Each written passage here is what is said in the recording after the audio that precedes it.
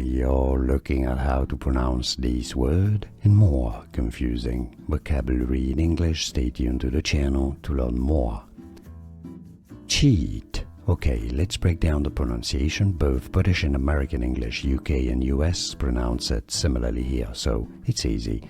So it's a ch sound, ch, ch, then a long e sound. It could be double e, really, e, and then a t. Overall, cheat. Make sure to use this longer e sound, not a short one. It's not chet, but cheat, cheat. Did you get this? Let me know in the comments.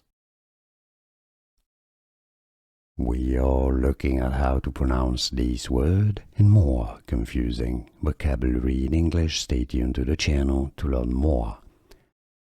Cheat. Okay, let's break down the pronunciation. Both British and American English, UK and US pronounce it similarly here, so it's easy. So it's a ch sound, ch, ch, then a long e sound. It could be double e, really, e, and then a t.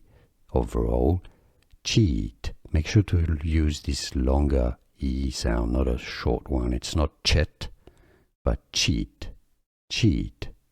Did you get this?